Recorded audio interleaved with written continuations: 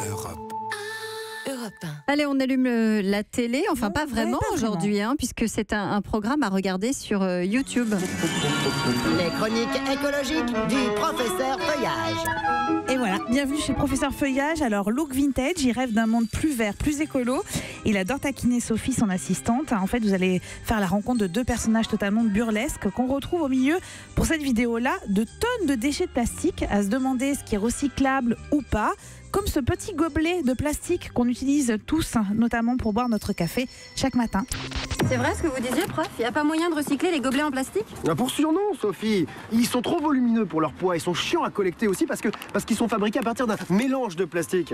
Imaginez, 1% seulement des gobelets sont recyclés. Le reste, c'est enfoui ou incinéré. Mais c'est grave la merde, prof.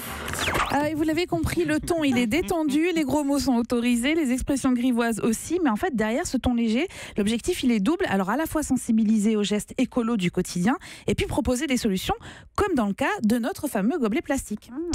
Il y a bien le projet Cannibal. C'est quoi? C'est une boîte française qui installe des machines dans les lieux publics et dans les entreprises afin que les gens viennent y déposer leurs bouteilles, leurs canettes et leurs gobelets. Alors en plus d'avoir la certitude que leur déchet sera bien recyclé, les gens obtiennent un petit cadeau, souvent un bon d'achat qui sort de la machine. Je croyais que les gobelets, ça se recyclait pas. Ils en font quoi?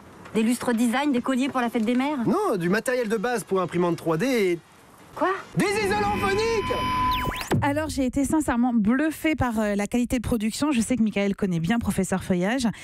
C'est deux comédiens, Mathieu Duméry et Lénie Chérino. Mathieu est aussi journaliste. Les textes et les infos sont extrêmement travaillés. C'est aussi rigoureux en fait qu'une enquête journalistique, mais c'est traité avec les codes de YouTube. Humour, effets visuels ou sonores, c'est cash, parfois trash. Et donc pour tout savoir sur l'agroécologie, l'alimentation bio, la fonte du permafrost, direction la chaîne YouTube de Professeur Feuillage. Et vous savez quoi, Raphaël?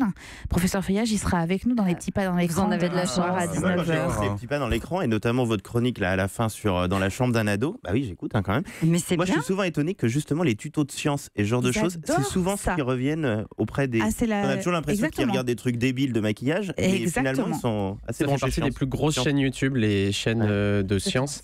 Et Professeur Feuillage, c'est vraiment formidable. Europe 1.